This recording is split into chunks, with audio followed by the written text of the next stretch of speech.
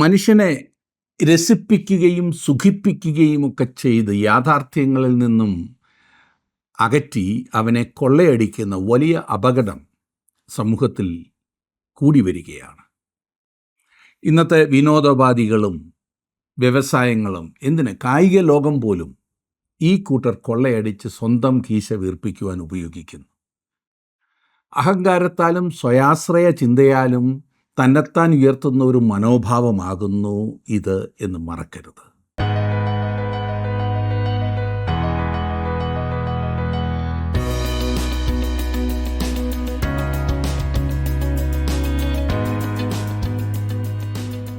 ജീവസന്ദേശത്തിൻ്റെ എല്ലാ പ്രേക്ഷകർക്കും സ്വാഗതം. ദൈവത്തോടുള്ള മത്സരമാണ് ബാബേലിൻ്റെ മുഖമുദ്ര. ഉൽപ്പത്തി പുസ്തകം മുതൽ വെളിപ്പാട് പുസ്തകം വരെ ബാബേലിൻ്റെ ചരിത്രം നീണ്ടുകിടക്കുന്നു.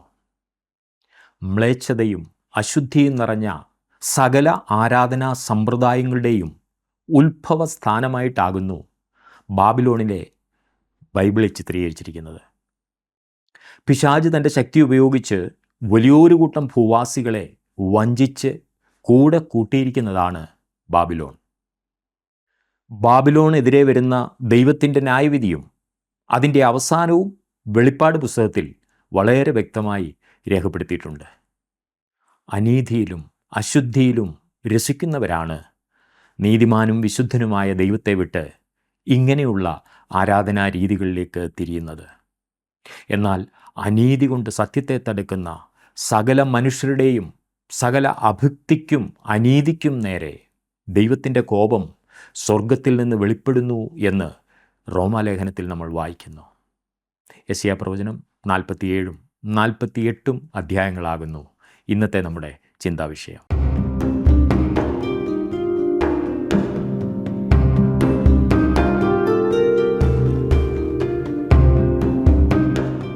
യെശയ്യാ പ്രവചനം 47 അധ്യായത്തിലേക്ക് നാം പ്രവേശിക്കുമ്പോൾ ബാബിലോണിൻ്റെ അധപ്പതനവും വീഴ്ചയും എന്നതാണ് ഇവിടുത്തെ വിഷയം. യെശയ്യാവിൻ്റെ പുസ്തകത്തിൽ 13 14 അധ്യായങ്ങളിൽ നാം ബാബേലിനെ കുറിച്ച് കണ്ടതാണ്. ഇവിടെ ഈ 47 അധ്യായത്തിൽ മൂന്നാമതായി നാം ബാബേലിൻ്റെ നാശത്തെക്കുറിച്ച് ഉള്ള പ്രവചനം കാണുന്നു. വിഗ്രഹാരാധനയ്ക്കെതിരെയുള്ള ദൈവത്തിൻ്റെ ന്യായവിധിയോടെ ആരംഭിക്കുന്ന 46 അധ്യായത്തിലും ബാബിലോണിൻ്റെ നാശത്തെക്കുറിച്ചുള്ളൊരു നിർദ്ദേശമുണ്ട്. ഈ സമയത്ത് ബാബിലോൺ വളരെ ചെറിയ, അത്ര പ്രാധാന്യമില്ലാത്ത ഒരു രാജ്യമായിരുന്നു, ഒരു സമൂഹമായിരുന്നു എന്ന കാഴ്ചപ്പാടിൽ നാം നോക്കുമ്പോൾ ഈ വിഷയത്തിന് നൽകിയിരിക്കുന്ന പ്രാധാന്യം വളരെ ശ്രദ്ധേയമാണ്. ഈ ബാബിലോൺ ഒരു ലോകശക്തിയാകുന്നതിന് 1 നൂറ്റാണ്ടോളം മുമ്പ് ആയിരുന്നു ഇത് എഴുതിയതെന്ന് ഓർക്കണം. ബാബേൽ ഗോപുരത്തിൻ്റെ കാലം തൊട്ടേ ഈ കൂട്ടം നിലനിൽപ്പുണ്ടായിരുന്നു. മതപരമായി അത് ലോകത്തെ സ്വാധീനിച്ചിട്ടുമുണ്ട് എന്ന് നമുക്കറിയാം. സകല വിഗ്രഹാരാധനയുടെയും ഉത്ഭവസ്ഥാനവും അതിൻ്റെ മാതാവുമായിരുന്നു ബാബിലോൺ. പഴയനിയമ പ്രവചന പുസ്തകങ്ങളിലൊക്കെ മദ്യപാനത്തെക്കുറിച്ചും വിഗ്രഹാരാധനയെക്കുറിച്ചും വളരെയധികം പ്രതിപാദിക്കുന്നുണ്ട്. ഏതൊരു രാജ്യത്തെയും അധപ്പതനത്തിലേക്ക് നയിക്കുന്ന 2 കാര്യങ്ങളാണ് ഇവ: വിഗ്രഹാരാധനയും മദ്യപാനവും. ഭൂതകാലത്തെയോ ഭാവി കാലത്തെയോ ബാബിലോണുമായി നമുക്ക് യാതൊരു ബന്ധവും ഇല്ലെങ്കിലും ഇക്കാലത്തെ നമുക്ക് ഇവിടെ നമ്മെ സംബന്ധിക്കുന്ന ഒരു ആത്മീയാർത്ഥമുണ്ട്. ഭൂതകാലത്തെ ബാബിലോൺ ന്യായവിധിയുടെ നാശാവശിഷ്ടങ്ങൾക്കിടയിൽ കിടക്കുന്നു. നൂറ്റാണ്ടുകളുടെ പൊടി അടിഞ്ഞുകൂടി അതിൻ്റെ മഹത്വം മങ്ങിപ്പോയിരിക്കുന്നു. ഇന്നത്തെ രാഷ്ട്രീയ മണ്ഡലത്തിൽ ബാബിലോന്യ മനോഭാവം നമുക്ക് കാണുവാൻ കഴിയും. ലോകത്തിലെ സകല രാഷ്ട്രീയ ശക്തികളും ഒത്തുചേരുന്ന ഇടമാണ് ഈ പറഞ്ഞ ബാബിലോൺ. അത് ഒടുവിൽ എതിർ ക്രിസ്തു എന്ന രാജാവിൻ്റെ അധീനതയിലാകും. ഈ റോമനിസത്തിലും സഭയുടെ ലോക കൗൺസിലിലും മതപരമായ ഒത്തുചേരൽ നാം ഇന്ന് കാണുന്നുണ്ട്. പുരാതന ബാബിലോണിൽ ഇതൊക്കെ നാം മുൻകൂട്ടി കാണാൻ പോകുന്നു. ബാബിലോണിൻ്റെ അധപ്പതനത്തെക്കുറിച്ച് 47 അധ്യായത്തിൻ്റെ 1 വാക്യത്തിൽ പറഞ്ഞിരിക്കുന്നത് ഞാനൊന്ന് വായിക്കാം. ബാബേൽ പുത്രിയായ കന്യകയെ, ഇറങ്ങി പൊടിയിലിരിക്കുക, കൽദയ പുത്രി സിംഹാസനം കൂടാതെ നിലത്തിരിക്കുക. നിന്നെ ഇനി തനൊങ്കി എന്നും സുഖഭോഗിനി എന്നും വിളിക്കയില്ല. ഇറങ്ങി പൊടിയിലിരിക്കുക എന്നാണ് നാം വായിച്ചത്. ബാബിലോണിനോടുള്ള ദൈവത്തിൻ്റെ കൽപ്പനയാണിത്. ഒരു നായെ വിളിക്കുന്നത് പോലെ, നോക്കിക്കേ, എടാ കൈസരേ ഇവിടെ വാ, നീ ഇവിടെ ഇരിക്ക് എന്ന് പറയുന്നത് പോലെയുള്ള ഒരു സംവാദമാണിത്. അവളുടെ താഴ്ചയുടെ സമയം വരുമ്പോൾ വലിയ ലോകശക്തിയായ ബാബിലോണിനെ ദൈവം വിളിക്കാൻ പോകുന്നത് അങ്ങനെയാണ്. ദൈവം പറയും, ബാബേലേ നീ നിലത്തിരിക്കേ. ഗലീല കടലിൽ വെച്ച് കർത്താവായ യേശു ക്രിസ്തു കൊടുങ്കാറ്റിനെ കൈകാര്യം ചെയ്തത് ഓർക്കുന്നില്ലേ? കാറ്റിനെയും തിരയെയും കർത്താവ് ശാസിച്ചു എന്നാണ് പറയുന്നത്. അവൻ കൽപ്പിച്ചപ്പോൾ അക്ഷരാർത്ഥത്തിൽ നാവടക്ക് എന്ന് ശാസിക്കുകയായിരുന്നു. ഷട്ടപ്പ് നമ്മൾ പറയത്തില്ലേ, അതുതന്നെ. ഒരു നായെ നിങ്ങൾ മിണ്ടാതാക്കുന്നത് പോലെ. ഇവിടെ യെശയ്യാവിലെ ചിന്തയും അതാണ്. ബാബേലിനെ ഒരു കന്യക എന്നാണ് ഇവിടെ വിളിച്ചിരിക്കുന്നത്. ശ്രദ്ധിച്ചോ, കന്യക. കാരണം അവൾ ഇതുവരെ ഒരു ശത്രുവിനാൽ കീഴടക്കപ്പെട്ടിട്ടില്ല. അതുകൊണ്ടാണ് അവളെ കന്യക എന്ന് വിളിക്കുന്നത്. പിന്നിലേക്ക് നാം ചെല്ലുമ്പോൾ നിമ്രോദിൻ്റെ കാലത്തെയും ബാബേൽ ഗോപുരത്തിൻ്റെയും വളരെ പുരാതനമായ ഒരു ചരിത്രം അവൾക്കുണ്ടായിരുന്നു. എങ്കിൽ കൂടിയും അവളിപ്പോൾ ശക്തി പ്രാപിച്ചു വരുന്നതേ ഉള്ളൂ. ബാബേലിൻ്റെ ഭയങ്കരമായ താഴ്ചയെ അവൻ മുൻകൂട്ടി പറയുകയാണ്. 2-ാം വാക്യത്തിൽ നാം വായിക്കുന്നത്, തിരികല്ല് എടുത്ത് മാവ് പൊടിക്കുക, നിന്റെ മൂടുപടം നീക്കുക, വസ്ത്രാന്തം എടുത്ത് കുത്തി തുട മറയ്ക്കാതെ നദികളെ കടക്ക. ഒടുവിൽ ബാബേൽ വിധേയയാകുവാൻ പോകുന്ന വിവരിക്കാനാവാത്ത വിധത്തിലുള്ള ആ താഴ്ചയെ ഇത് ചിത്രീകരിക്കുകയാണ് ചെയ്യുന്നത്. അവൾ ഇസ്രായേൽ ജനത്തോട് വളരെ മോശമായി പെരുമാറി. ഇപ്പോൾ അവൾ നിയമത്തിന് മുന്നിൽ കൊണ്ടുവരപ്പെട്ടിരിക്കുന്നു. നഗ്നത ഇന്ന് വളരെ പ്രചാരമായിക്കൊണ്ടിരിക്കുന്ന ഒരു കാര്യമാണല്ലോ. ഒരു കൊച്ചുകുട്ടി പുതിയ ഒരു കളിപ്പാട്ടത്തെ കൈകാര്യം ചെയ്യുന്നത് പോലെയാണ് മനുഷ്യർ ഇന്ന് ഇതിനെ കൊണ്ട് കളിക്കുന്നത്. എന്നാൽ ഇത് മനുഷ്യ സമൂഹത്തെ അധപ്പതിപ്പിക്കുന്നു. ദൈവം മനുഷ്യവർഗത്തെ വസ്ത്രം ധരിപ്പിച്ചത് അവിചാരിതമായിരുന്നില്ല. വസ്ത്രം ധരിക്കാതെ പോകാൻ ആഗ്രഹിക്കുന്ന ഒരു വ്യക്തിക്ക് ഒരു ലജ്ജയുണ്ടാകും, ഒരു യഥാർത്ഥ ലജ്ജ. ബാബേലിനെ സംബന്ധിച്ച് നഗ്നത എന്നത് അവളുടെ താഴ്ചയുടെ ഒരു ഭാഗമായിരുന്നു. അല്ലാതെ ഇന്ന് നാം കാണുന്നത് പോലെ ഒരു കച്ചവടച്ചരക്കായിരുന്നില്ല. 3-ാം വാക്യത്തിൽ നാം വായിക്കുന്നത്, നിന്റെ നഗ്നത അനാവൃതമാകും, നിന്റെ നാണിടം കാണും, ഞാൻ ഒരു മനുഷ്യനെയും ആദരിക്കാതെ പ്രതികാരം നടത്തും. ഇവിടെ ദൈവം ഇസ്രായേലിനെ ബാബേലിൻ്റെ കയ്യിലേക്ക് വിട്ടുകൊടുക്കുന്നതിനെ നാം കാണുന്നു. 6-ാം വാക്യത്തിൽ നാം കാണുന്നത്, ഞാൻ എൻ്റെ ജനത്തോട് ക്രുദ്ധിച്ചു, എൻ്റെ അവകാശത്തെ അശുദ്ധമാക്കി, അവരെ നിൻ്റെ കയ്യിൽ ഏൽപ്പിച്ചു തന്നു. നീ അവരോട് കനിവ് കാണിക്കാതെ വൃദ്ധന്മാരുടെ മേൽ പോലും നിൻ്റെ ഭാരമുള്ള നുകം വെച്ചിരിക്കുന്നു. ഇസ്രായേലിനെ ബാബേലിൻ്റെ കയ്യിൽ ഏൽപ്പിച്ചതിൻ്റെ കാരണം ദൈവം ഇവിടെ വ്യക്തമാക്കുകയാണ് ചെയ്യുന്നത്. തൻ്റെ ജനത്തെ പിടിച്ചടക്കാൻ ബാബേലിന് കഴിഞ്ഞത് അവൾ വളരെ ശക്തയായിരുന്നത് കൊണ്ടല്ല, മറിച്ച് ദൈവം അത് അനുവദിച്ചത് കൊണ്ടായിരുന്നു. അവർക്ക് തങ്ങളുടെ ശക്തിയെക്കുറിച്ച് അമിത ബോധ്യമായിരുന്നു ഉണ്ടായിരുന്നത്. ഇസ്രായേലിനെ കീഴടക്കിയത് തങ്ങളുടെ മിടുക്കായി അവർ കരുതി. എന്നാൽ അവർക്ക് തെറ്റുപറ്റി. ദൈവം തൻ്റെ ജനത്തെ ബാബേലിൻ്റെ കയ്യിൽ വിട്ടുകൊടുത്തത് അവർ തനിക്കെതിരെ പാപം ചെയ്തതുകൊണ്ടായിരുന്നു. ദൈവം തൻ്റെ ജനത്തെ ന്യായം വിധിക്കുകയായിരുന്നു. ദൈവമാണ് അവിടെ ഇടപെട്ടത്, അല്ലാതെ ബാബേലല്ല, അവരുടെ ശക്തിയല്ല. ഹബക്കുകിൻ്റെ ഈ ചെറിയ പ്രവചനത്തിൽ ഈ ദൂത് നാം കാണുന്നുണ്ട്. ഇനി നമ്മൾ 7-ാം വാക്യത്തിലേക്ക് വരുമ്പോൾ, ഞാൻ എന്നേക്കും തമ്പുരാട്ടിയായിരിക്കുമെന്ന് നീ പറഞ്ഞ് അത് കൂട്ടാക്കാതെയും അതിൻ്റെ അവസാനം ഓർക്കാതെയും ഇരുന്നു. തൻ്റെ ജനത്തിനെതിരെയുള്ള ദൈവത്തിൻ്റെ ന്യായവിധിയെ ബാബേൽ തെറ്റിദ്ധരിച്ചു. ദൈവത്തിൻ്റെ ജനത്തെ പിടിച്ചടക്കാൻ കഴിഞ്ഞത് തങ്ങളുടെ ശക്തി കൊണ്ടും അധികാരം കൊണ്ടും ആയിരുന്നു എന്നവർ കരുതി. എന്നാൽ ദൈവം പറയുന്നത് 8-ാം വാക്യത്തിൽ, ആകയാൽ ഞാൻ മാത്രം, എനിക്ക് തുല്യമായി മറ്റാരുമില്ല, ഞാൻ വിധവയായിരിക്കയില്ല, പുത്രനഷ്ടം അറിയുകയുമില്ല എന്ന് ഹൃദയത്തിൽ പറയുന്ന സുഖഭോഗിനിയും നിർഭയവാസിനിയുമായുള്ളവളെ ഇത് കേൾക്ക. ബാബേൽ വളരെ അഹങ്കാരിയും പൊങ്ങച്ചവും അശ്രദ്ധയുമുള്ളവളുമായിരുന്നു. ഭയങ്കരമായ ഒരു വീഴ്ച വരാൻ പോകുന്നു എന്ന് അവൾ വിശ്വസിച്ചില്ല. ബാബേലിലെ മനോഹരവും മഹത്വപൂർണവുമായ പട്ടണത്തെ നോക്കിക്കൊണ്ട് അവിടുത്തെ ചക്രവർത്തിയായിരുന്ന നെബൂഖദ്നേസർ പറഞ്ഞത് ഓർക്കുന്നില്ലേ? ഞാൻ നിർമ്മിച്ച മഹാബാബിലോണാണിത്. ദൈവത്തിന് അവൻ മഹത്വം കൊടുത്തില്ല. എന്നാൽ ദൈവം എന്തു ചെയ്തു? ഈ വലിയ ചക്രവർത്തിയെ ഒരു മൃഗം എന്ന പോലെ പുല്ല് തീറ്റിക്കുവാൻ കാട്ടിലേക്ക് അയച്ചു. ഒരുതരം സ്മൃതിഭ്രംശം വന്നതുപോലെ, മറവി രോഗം എന്നൊക്കെ പറയത്തില്ലേ, ഒരുപക്ഷെ ഇന്ന് മനഃശാസ്ത്രജ്ഞന്മാർ അതിനെ ഹിസ്റ്റീരിയ എന്ന് വിളിച്ചേക്കാം. അനേകം നാളുകൾ നെബൂഖദ്നേസർ താൻ ആരെന്ന് അറിയാതെ കാട്ടിൽ പാർത്തു. ഒരു മൃഗത്തെപ്പോലെ അവൻ ജീവിച്ചു. അത് അവൻ്റെ മേലുള്ള ദൈവത്തിൻ്റെ ന്യായവിധിയായിരുന്നു, ശിക്ഷയായിരുന്നു. ഇനിയും ബാബേലിൻ്റെ നാശത്തിനുള്ള വിശദ വിവരങ്ങളെക്കുറിച്ച് നാം വായിക്കുന്നു. 10-ാം വാക്യത്തിൽ നാം കാണുന്നത്, നീ നിൻ്റെ ദുഷ്ടതയിൽ ആശ്രയിച്ചു, ആരും എന്നെ കാണുന്നില്ല എന്ന് പറഞ്ഞുവല്ലോ. നിൻ്റെ ജ്ഞാനവും നിൻ്റെ വിദ്യയും നിന്നെ തെറ്റിച്ചു കളഞ്ഞു.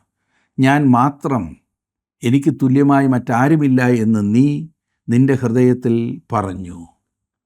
അഹങ്കാരത്താലും സ്വയാശ്രയ ചിന്തയാലും തന്നെത്താൻ ഉയർത്തുന്ന ഒരു രാജ്യത്തിന് അഥവാ ഒരു മനുഷ്യന് എപ്പോഴും ഒരു വലിയ വിപത്തുണ്ട്. മനുഷ്യന് ധനികനാകാൻ കഴിയുന്ന ഒരുപാട് കാര്യങ്ങൾ ഇന്ന് ലോകത്തുണ്ട്. അങ്ങനെ ഒരു ചുറ്റുപാടിലാണ് നാം എല്ലാം ജീവിക്കുന്നത്.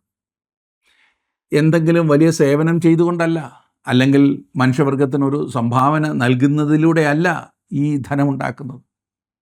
മനുഷ്യനെ അധപ്പതനത്തിലേക്ക് കൊണ്ടുവരുന്ന, അവരെ ഉയർത്തുന്നതിന് പകരം തകർത്ത് കളയുന്ന ഒരു വ്യവസായം ചെയ്തുകൊണ്ടോ കുറേ വിനോദോപാധികളിലൂടെയോ 10,000 ഉണ്ടാക്കുന്നതിനെക്കുറിച്ചും മദ്യവിൽപ്പനയിലൂടെ കോടീശ്വരന്മാരാകുന്നതിനെക്കുറിച്ചും ഒന്ന് ചിന്തിക്കുക. ചോദ്യം ചെയ്യപ്പെടുന്ന അനേകം വ്യാപാരങ്ങൾ ദേശമായി നാം ചെയ്യുന്നു. നമ്മുടെ കച്ചവട രീതികൾ പലപ്പോഴും ആദരിക്കപ്പെടുന്നവയല്ല. നാം ഇതിനെയൊക്കെ മൂടിപ്പൊതിയുവാൻ ശ്രമിക്കുന്നു. അതിൻ്റെയൊക്കെ ന്യായവാദം നാം ഉയർത്തുന്നു. ഇതൊന്നും തെറ്റല്ല എന്ന വിധത്തിലാണ് നാം ഇവയെ കാണുന്നത്. എന്നാൽ ദൈവം കാണുന്നു. ബാബേലിനെ ന്യായം വിധിച്ചതുപോലെ ദൈവം ന്യായം വിധിക്കുകയും ചെയ്യും എന്ന് നാം ഒരിക്കലും മറക്കരുത്. ബാബേലിൻ്റെ പ്രതിസന്ധിയെക്കുറിച്ചാണ് നാം 12-ാം വാക്യത്തിൽ വായിക്കുന്നത്. 12-ാം വാക്യം, നീ ബാല്യം മുതൽ അധ്വാനിച്ച് ചെയ്യുന്ന നിൻ്റെ മന്ത്രവാദങ്ങൾ കൊണ്ടും ക്ഷുദ്രപ്രയോഗങ്ങളുടെ പെരുപ്പം കൊണ്ടും ഇപ്പോൾ നിന്നുകൊള്ളുക. പക്ഷേ ഫലിക്കും, പക്ഷേ നീ പേടിപ്പിക്കും. ബാബേൽ ആശ്രയം വെച്ച അവളെ പ്രശ്നത്തിൽ തള്ളിയിട്ട മന്ത്രവാദത്തെ വിട്ടുതിരിയുവാൻ ദൈവം അവളെ രൂക്ഷമായ പരിഹാസവാക്കുകളാൽ നിർബന്ധിക്കുകയാണ്. ഇത് പരിഹാസവാക്കുകളാണ്. ദൈവം ചോദിക്കുകയാണ്, നീ ചിന്തിച്ചു, ഇത് വളരെ ഉന്നതം ആയിരിക്കുമെന്ന് നീ ചിന്തിച്ചു, എന്നിട്ടെന്തേ ഈ പ്രശ്നത്തിൽ നിന്ന് രക്ഷപ്പെടുവാൻ നീ അവയെ ആശ്രയിക്കുന്നില്ല? ഇന്നും പ്രശ്നമല്ലേ? അതാണ് ദൈവം ചോദിക്കുന്നത്. 13-ാം വാക്യത്തിൽ, നിന്റെ ആലോചനാ ബാഹുല്യം കൊണ്ട് നീ വലഞ്ഞിരിക്കുന്നു. ജ്യോതിഷക്കാരും നക്ഷത്രം നോക്കുന്നവരും നിനക്ക് വരുവാനുള്ള മാസാന്തരം അറിയിക്കുന്നവരും ഇപ്പോൾ എഴുന്നേറ്റ് നിന്നെ രക്ഷിക്കട്ടെ. ഈ സമയത്തെ ചിന്താക്കുഴപ്പം ബാബേലിൻ്റെ മുഖമുദ്രയായിട്ടാണ് നാം കാണുന്നത്. ബാബേൽ എന്ന് പറഞ്ഞാൽ ചിന്താക്കുഴപ്പം, കൺഫ്യൂഷൻ എന്ന അർത്ഥം തന്നെയാണ്. ഈ നിലയിലായിരിക്കുന്നു ഈ പട്ടണത്തിൻ്റെ സ്ഥിതി ഇപ്പോൾ. ചിന്താക്കുഴപ്പം, അതിനെ ചുറ്റി വളഞ്ഞിരിക്കുകയാണ് ഈ ചിന്താക്കുഴപ്പം. ആ മഹാനഗരം അതിൻ്റെ ധനശക്തിയിലും അതിൻ്റെ ഉൽപ്പാദനത്തിലും ആശ്രയം വെച്ചു. എന്നാൽ ആ രാജ്യത്തിന് എന്തോ സംഭവിച്ചു. അത് തന്നിൽ തന്നെ മരിക്കുകയായിരുന്നു. സമ്പത്തിൻ്റെ ബലത്തിൽ ആശ്രയിക്കുന്ന ഒരു ലോകത്താണ് ഇന്ന് നാമൊക്കെ ജീവിക്കുന്നത്. എന്നാൽ നമ്മിലും എന്തോ കുഴപ്പമുണ്ട്, ഇല്ലേ? നമുക്കതിനെ അഭിമുഖീകരിക്കുവാൻ കഴിയില്ല. നമ്മുടെ പ്രശ്നം അധാർമികതയാണ്. നാം ജീവിക്കുന്ന ഈ അവസ്ഥയിൽ സത്യദൈവത്തിൽ നിന്നും വേർപെട്ടിരിക്കുന്നു. അഴിമതി വർദ്ധിച്ചു വരുന്നതിൻ്റെ കാരണം സത്യദൈവത്തെക്കുറിച്ച് മനുഷ്യർക്ക് ഭയമില്ലാത്തതല്ലേ? ചിന്തിച്ചു നോക്കൂ. നാമുമായി യാതൊരു ബന്ധവുമില്ലെന്ന് തോന്നുന്ന പുരാതന ബാബേൽ നഗരം നമുക്കൊരു ദൂത് തരുന്നുണ്ട്. ബാബേലിൻ്റെ നാശാവശിഷ്ടങ്ങളുടെ കല്ലുകൾ കരഞ്ഞുകൊണ്ട് നമുക്കൊരു മുന്നറിയിപ്പ് തരികയാണ്. 48 അധ്യായത്തിൽ യാക്കോബ് ഗ്രഹത്തിനുള്ള ഒടുവിലത്തെ വിളിയാകുന്നു നാം കാണുന്നത്. ശേഷിപ്പിനെ ദൈവത്തിൻ്റെ വിളി, അതാകുന്നു ഇവിടുത്തെ വിഷയം. ഒടുവിലത്തെ ഈ 3 ഭാഗങ്ങളും അവസാനിപ്പിക്കുന്നത് ദുഷ്ടന്മാർക്ക് സമാധാനമില്ല എന്ന പ്രസ്താവനയോടെ ആകുന്നു എന്ന് നാം കണ്ടല്ലോ. സമാധാനം കൊണ്ടുവരുന്നത് മശിഹായാണ്. എന്നാൽ അവനെ തള്ളിക്കളയുന്നവർ ഒരിക്കലും സമാധാനം അറിയില്ല. വിഗ്രഹത്തിലേക്ക് തിരികെ എന്നാൽ മശിഹായിൽ നിന്നും പിന്തിരിയുന്നു എന്നത്രേ. ബാബേലിലേക്ക് നയിക്കുന്ന റോഡാണ് വിഗ്രഹാരാധന. ഈ പുസ്തകത്തിൽ ദൈവം കാൽവറിയിലേക്കുള്ള വിജനമായ പാതയിലൂടെ യാത്ര ചെയ്യുന്നു. 48 അധ്യായത്തിൻ്റെ 1 വാക്യം ഞാൻ വായിക്കാം. ഇസ്രായേൽ എന്ന പേർ വിളിക്കപ്പെട്ടവരും യഹൂദയുടെ വെള്ളത്തിൽ നിന്ന് ഉത്ഭവിച്ചിരിക്കുന്നവരും യഹോവയുടെ നാമത്തിൽ സത്യം ചെയ്യുന്നവരും സത്യത്തോടും നീതിയോടും കൂടെ അല്ലെങ്കിലും ഇസ്രായേലിൻ്റെ ദൈവത്തെ കീർത്തിക്കുന്നവരുമായ യാക്കോബ് ഗൃഹമേ, ഇത് കേട്ടുകൊള്ളുവീൻ. യഹൂദയും ഇസ്രായേലും വ്യത്യസ്തമാണ് എന്ന് പറയുന്നവരുണ്ട്. ആ ചിന്താഗതിയെ ഈ വാക്യത്തിൽ ദൈവം ഖണ്ഡിക്കുകയാണ്. ദൈവം അവർക്ക് നൽകിയ പേര് മാറ്റാൻ ശ്രമിക്കേണ്ട എന്നാണ് ദൈവം പറയുന്നത്. ഇവിടെ ഇസ്രായേൽ ഗൃഹത്തെ മുഴുവനും സംബോധന ചെയ്യുകയാണ്. അവർ തെരഞ്ഞെടുക്കപ്പെട്ട അബ്രഹാം, ഇസഹാക്ക്, യാക്കോബ് വംശാവലിയിൽ ഉൾപ്പെട്ടവരാണ്. അവർ വിശ്വാസത്യാഗികളായിരിക്കുന്നു. ഇന്നത്തെ ക്രൈസ്തവരുടെ സ്ഥിതിയും ഇതുതന്നെയാണ്. ഇസ്രായേലിൻ്റെ ദൈവത്തെക്കുറിച്ച് അവനെ തങ്ങൾക്കറിയാം എന്ന പോലെ അവർ സംസാരിക്കുന്നു. യഥാർത്ഥത്തിൽ അവർ അവനെ അറിഞ്ഞിരുന്നില്ല. അവനെ അവർ ഒട്ട് സേവിക്കുന്നുമില്ല.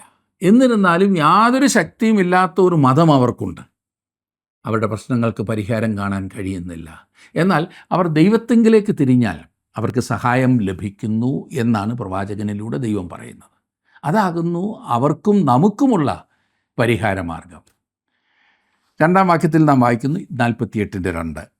അവർ തങ്ങളെ തന്നെ വിശുദ്ധ നഗരമെന്ന് വിളിച്ച് ഇസ്രായേലിൻ്റെ ദൈവത്തിൽ ആശ്രയിക്കുന്നുവല്ലോ.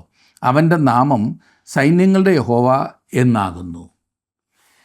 യെരുശലേം പൗരന്മാർക്കും ദൈവത്തിൻ്റെ മക്കളും ആയിരിക്കുന്നതിൽ അവർ പുകഴുന്നു. എന്നാൽ അവർക്ക് ആ പേര് മാത്രമേ ഉള്ളൂ. വാസ്തവത്തിൽ അവർ ദൈവത്തിന് അപരിചിതരാണ്, അന്യരാണ്. 4-5 വാക്യങ്ങളിൽ കാണുന്നു. നീ കഠിനനെന്നും നിൻ്റെ കഴുത്ത് ഇരുമ്പ് ഞരമ്പുള്ളതെന്നും നിൻ്റെ നെറ്റി താമ്രമെന്നും ഞാൻ അറിയുക കൊണ്ട് ഞാൻ പണ്ട് തന്നെ നിന്നോട് പ്രസ്താവിച്ചു.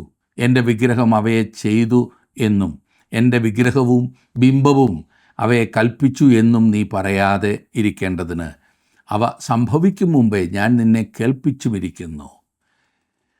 മിസ്രൈമിൽ നിന്നും ദൈവം ഇസ്രായേലിനെ കൊണ്ടുവരുമ്പോൾ ആ തുടക്കത്തിൽ തന്നെ ഇവർ ദുശാഠ്യമുള്ള ജനമെന്ന് ദൈവത്തിന് അറിയാമായിരുന്നു. അതേ സുഹൃത്തെ, അവർ ശ്രേഷ്ഠന്മാർ ആയിരുന്നത് കൊണ്ടല്ല ദൈവം അവരെ തിരഞ്ഞെടുത്തത്. അല്ല, ദൈവം നമ്മെ തിരഞ്ഞെടുത്തത് നാം അത്ര നല്ലവരായതുകൊണ്ടാണോ? അല്ല, ദൈവം അവരെയും നമ്മെയും തിരഞ്ഞെടുത്തത് തൻ്റെ മഹാകൃപയാലാണ്. ദൈവത്തിൻ്റെ കരുണ നമ്മുടെ ഏറ്റവും വലിയ ആവശ്യത്തെ താൻ കണ്ടതുകൊണ്ടാണ് നമ്മെ തിരഞ്ഞെടുത്തത്. ശേഷിപ്പിനു വേണ്ടിയുള്ള ദൈവത്തിൻ്റെ വാഞ്ചയോടുള്ള വിളിയാണ് അടുത്തതായി നാം കാണുന്നത്. തന്നെ ശ്രദ്ധിക്കുന്നതിന് വേണ്ടി ദൈവം തൻ്റെ ജനത്തോട് യാചിക്കുകയാണ്. 12 വാക്യത്തിൽ നാം കാണുന്നത്, യാക്കോബേ, ഞാൻ വിളിച്ചിരിക്കുന്ന ഇസ്രായേലേ, എൻ്റെ വാക്ക് കേൾക്ക. ഞാൻ അനന്യൻ, ഞാൻ ആദ്യനും ഞാൻ അന്ത്യനും ആകുന്നു. നോക്കിക്കേ, ഇസ്രായേലിനെ മൊത്തത്തിൽ സംബോധന ചെയ്യുവാൻ ദൈവത്തിന് ഇഷ്ടമില്ലാത്തതുപോലെ തോന്നുന്നു, അല്ലേ? എന്നാൽ ശേഷിപ്പിന് അതിര് കൽപ്പിച്ചുകൊണ്ട് താൻ വിളിക്കുന്നു. 15 വാക്യത്തിൽ നാം കാണുന്നത്, ഞാൻ തന്നെ പ്രസ്താവിക്കുന്നു, ഞാൻ അവനെ വിളിച്ചു വരുത്തിയിരിക്കുന്നു, അവൻ്റെ വഴി സാധ്യമാകും. ഇത് ദൈവത്തിൻ്റെ ഹൃദയ വിലാപമാണെന്ന് ഞാൻ പറയട്ടെ. 16 വാക്യത്തിൽ നാം കാണുന്നത്, നിങ്ങൾ അടുത്തു വന്നിത് കേൾപ്പീൻ. ഞാൻ ആദ്യം മുതൽ രഹസ്യത്തിലല്ല പ്രസ്താവിച്ചിട്ടുള്ളത്. അതിൻ്റെ ഉത്ഭവകാലം മുതൽ ഞാൻ അവിടെ ഉണ്ട്. ഇപ്പോഴോ യഹോവയായ കർത്താവ് എന്നെയും തൻ്റെ ആത്മാവിനെയും അയച്ചിരിക്കുന്നു. ദൈവത്തിൻ്റെ ദൂതുവാഹകനാകുകയാണ് യെശയ്യാവ് ഇവിടെ. അവൻ അവരോട് യാചിക്കുകയാണ്. അവൻ യാചിക്കുമ്പോൾ താങ്കൾക്ക് കർത്താവായ യേശുക്രിസ്തുവിനെ കേൾക്കാൻ കഴിയുന്നു. അതാണ് ശബ്ദം. ഇതേക്കുറിച്ചൊരു മഹാനായ വ്യക്തി പറഞ്ഞിരിക്കുന്നത് ഇപ്രകാരമാണ്: പ്രവാചകൻ ഇതുവരെ തന്നെ തന്നെ മുന്നിൽ നിർത്തി സംസാരിച്ചിട്ടില്ല. നേരെ മറിച്ച് മറുവശത്ത് അടുത്ത അധ്യായത്തിൽ ഇതേ വാക്കുകൾ യഹോവയുടെ ദാസൻ എന്ന് പരിചയപ്പെടുത്തുന്ന ഒരുവനിൽ നിന്നും പിന്നെയും കേൾക്കുന്നുണ്ട്. അവൻ തന്നെക്കുറിച്ച് തന്നെ ഇസ്രായേലിനെ യഥാസ്ഥാനത്താക്കുവാനെന്നും ജാതികൾക്ക് പ്രകാശമെന്നും പ്രസ്താവിക്കുന്നു. അതുകൊണ്ട് അവൻ ഇസ്രായേൽ എന്ന ജാതിയോ അഥവാ യെശയ്യാവോ ആകാൻ കഴിയില്ല. അത് കർത്താവായ യേശുക്രിസ്തു തന്നെയല്ലാതെ മറ്റാരുമല്ല. തൻ്റെ വാഗ്ദത്തത്തിൻ്റെ പൂർണ്ണ അളവിൽ ഇസ്രായേൽ ജാതിയെ അനുഗ്രഹിക്കുവാൻ ദൈവത്തിന് ഒരിക്കലും കഴിഞ്ഞിട്ടില്ല. ദൈവം ആഗ്രഹിക്കുന്നത് പോലെ നിങ്ങളെയും എന്നെയും അനുഗ്രഹിക്കുവാനും പലപ്പോഴും നാം ദൈവത്തെ അനുവദിക്കാറില്ല. നമ്മുടെ പരിമിതികൾ. ദൈവത്തിന് നമ്മെ അനുഗ്രഹിക്കണമെന്നുണ്ട്. കുഴപ്പം ആരുടേതാണ്? ദൈവത്തിൻ്റെ കുഴപ്പമാണോ? ദൈവത്തെ കുറ്റം പറയാമോ? ഇല്ല. ഈ അനുഗ്രഹം പ്രാപിക്കുവാൻ നാം നമ്മെ തന്നെ ഒരുക്കുന്നില്ല എന്നുള്ളതാണ് നമ്മുടെ കുഴപ്പം. ഇസ്രായേലിൻ്റെ കാര്യത്തിലും അതങ്ങനെയായിരുന്നു. അവരുടെ കുഴപ്പമായിരുന്നു. 19-ാം വാക്യത്തിൽ നാം കാണുന്നത്: നിന്റെ സന്തതി മണൽ പോലെയും നിന്റെ ഗർഭഫലം മണൽത്തരി പോലെയുമാകുമായിരുന്നു. നിന്റെ പേർ എൻ്റെ മുൻപിൽ നിന്ന് ഛേദിക്കപ്പെടുകയോ നശിച്ചു പോകുകയോ ചെയ്യുകയില്ലായിരുന്നു. യെശയ്യാവിലെ ഒടുവിലത്തെ പ്രധാന ഭാഗത്തിൻ്റെ 3 ഭാഗങ്ങളും എന്ന പോലെ ഈ ഭാഗവും താൻ ഉപസംഹരിക്കുന്നത് ശ്രദ്ധിച്ചോ? 22-ാം വാക്യത്തിൽ: ദുഷ്ടന്മാർക്ക് സമാധാനമില്ല എന്ന് യഹോവ അരുളി ചെയ്യുന്നു. ജാതികളുടെ സകല വിഗ്രഹങ്ങൾക്കുമെതിരെയുള്ള വിജയം വരിക്കുന്ന ഈ ഭാഗത്തെ ഗൗരവപൂർവമായ ഒരു ആശീർവാദത്തോടെയാകുന്നു പ്രവാചകൻ അവസാനിപ്പിക്കുന്നത്. അവൻ മാത്രം സമാധാനം തരുന്നു ദൈവം. ഒരുവൻ ദൈവത്തിൽ നിന്ന് അകന്ന് പാപത്തിൽ ജീവിക്കുന്നു എങ്കിൽ അവൻ ഇന്ന് ഈ ലോകത്തിൽ സമാധാനം കണ്ടെത്താൻ കഴിയുന്ന അവസ്ഥയിലല്ല. ശ്രമിക്കാം, ലഭിക്കില്ല. നമുക്കുള്ള ആയിരക്കണക്കിന് വർഷത്തെ രേഖപ്പെടുത്തപ്പെട്ട ചരിത്രം നമ്മോട് പറയുന്നത് ദൈവത്തിൽ നിന്നും അകന്നിരിക്കുന്ന ഏതൊരുവനും സമാധാനം ഉണ്ടായിരിക്കുകയില്ല എന്നത്രേ. എന്നെ ശ്രദ്ധിക്കുന്ന പ്രിയ സഹോദര, എന്നെ ശ്രദ്ധിക്കുന്ന പ്രിയ സഹോദരി, താങ്കളുടെ ജീവിതത്തിൽ ദൈവത്തിൽ നിന്നുള്ള സമാധാനം, അതെ, സകല ബുദ്ധിയും കവിയുന്ന ദൈവസമാധാനം പ്രാപിച്ച് മുമ്പോട്ട് ജീവിക്കുവാൻ സാധിക്കുന്നുണ്ടോ? അതോ സ്വന്തം പരിശ്രമത്താൽ കാര്യങ്ങൾ നേരെയാക്കി സമാധാനം പ്രാപിച്ച് ജീവിക്കുവാനുള്ള തത്രപ്പാടിലാണോ? എന്താകുന്നു താങ്കളുടെ ജീവിതത്തെ നയിക്കുന്ന ആ വലിയ ചിന്ത? ദൈവത്തിൽ ആശ്രയിക്കുന്നു എങ്കിൽ ജീവിതം ധന്യമാകും, സമാധാനപൂർണ്ണമാകും. അതിനായി താങ്കളുടെ ജീവിതത്തെ ദൈവകരങ്ങളിലേക്ക് സമർപ്പിച്ചാട്ടെ. ദൈവം അതിനായി നിങ്ങളെ ശക്തീകരിക്കട്ടെ, സഹായിക്കട്ടെ എന്ന് ഞാൻ ആശംസിക്കുകയും പ്രാർത്ഥിക്കുകയും ചെയ്യുന്നു. ദൈവം നിങ്ങളോട് കൂടെ ഇരിക്കട്ടെ.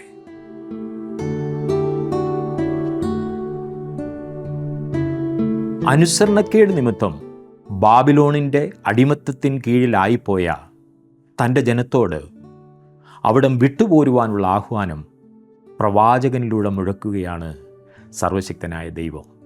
ഞാൻ എൻ്റെ മഹത്വം മറ്റൊരുത്തനും കൊടുക്കുകയില്ല എന്നുള്ള ദൈവത്തിൻ്റെ അരുളപ്പാട് ദൈവജനത്തിൻ്റെ സ്വാതന്ത്ര്യത്തിൻ്റെ കാഹളശബ്ദമാകുന്നു.